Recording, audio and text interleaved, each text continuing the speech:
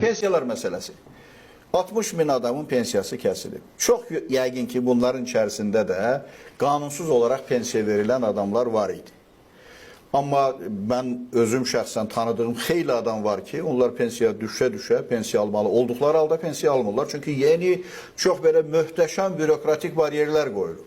Yəni 65 yaşı bitməmiş adam sağlamlığında yaranmış problemlərlə əlaqədar pensiyaya çıxması üçün o çox böyük bir, çətin bir bariyerləri keçməlidir və bu bariyerləri rüşvətsiz keçmək mümkün deyil. Yəni belə bir sistem qurulub ki, adamlar pensiya ala bilməsin.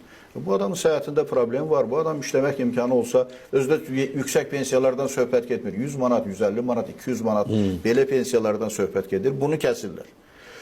Amma əvəzində indi pensiya yaşını qaldırıblar. Azərbaycanda, hətta postsovet məkanında, Azərbaycan səhv eləmirəmsə, yeganə ölkədir ki, qadınlar 65 yaşında pensiyaya çıxır. Məsələn, Özbəkistanda qadınlar 55 yaşında pensiyaya çıxır.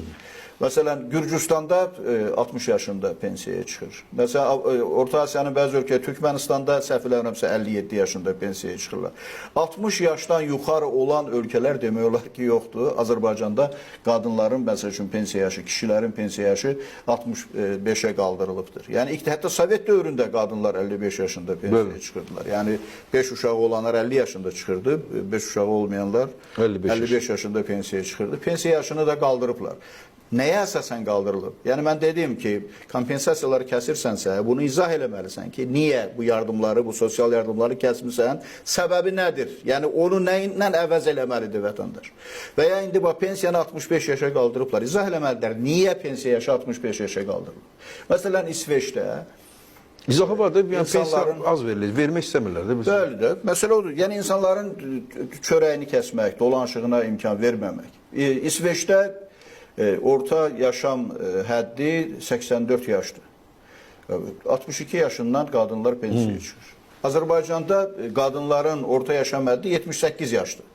84-78. İndi oradan nəticə çıxardım. Azərbaycanda deməli 65 yaşından pensiyaya çıxırlar. Azərbaycan üzrə ümumiyyətlə pensiya yaşında olan, yəni 65 yaşında olan əhali bütün ölkə əhalisinin 7%-ni təşkil edir. Hətta ona kimi yaşayıb qalsaq... Yəni 7%-ni təşkil edirsə, bu 7% əhalinin sən, məsələn 60 yaş olsa, o 7% qalxacaq 9%-ə, yəni nə bilim 8%-ə.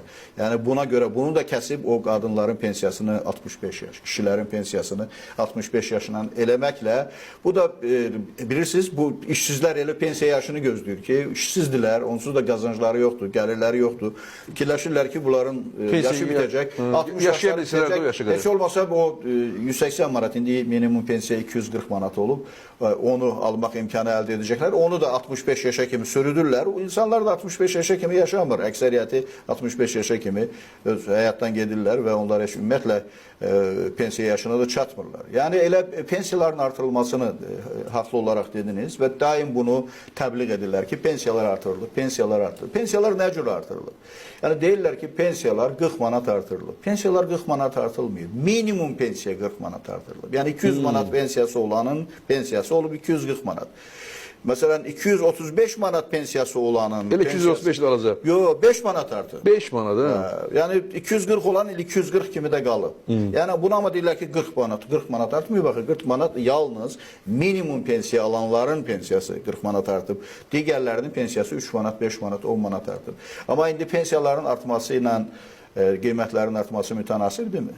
Qiymətlər 100% artır. Biz çörəkdən danışdıq. Elə o gün bir marketə getmişdim, elə baxırdım qiymətlərə. Qiymətlər Azərbaycanda faizlə qalxmır ki, dəfə ilə qalxır. Özü hər şeyin qiyməti qalxır. Yəni söhbət, məsələn, elə adicə yağın qiyməti nə qədər qalxır? Məsələn, insanların çoxu, xüsusilə maddi çətinlikdə olan adamların əksəriyyəti duru yağlardan istifadə edir. Bu, günəbaxan yağı, qarğıdalı yağı və s. Azərbaycanda qarğıdalı yağı Almaniyada olduğundan bahadır. Bu nə ilə izah olunur? Niyə Azərbaycanda... Bu da çox qəribə faktdır. Məsələn, günəbaxan yağı, məsələn, tutaq ki, əvvəllər 1 manat 50 qəpiyə olan günəbaxan yağı indi niyə 5 manatadır, niyə 6 manatadır? Bu 2 litrlik günəbaxan yağları, qarğıdalı yağları var. Nə bilim 8 manat, 10 manat. Yəni onlar əvvəl 2 manata, 3 manata idi. Və yaxud da deyək ki, məsələn, dərmanlar... Yəqin bir adam gətirir də onlar, onun üçün... Monopoliyada da əlbəttə ki, monopoliyada. Görürlər kasıb alır. Azərbaycanda istehsal eləmək əvəzinə, çünki istehsal olanda ondan çox gəlir götürmək olmur. Xaricdən gətirəndə daha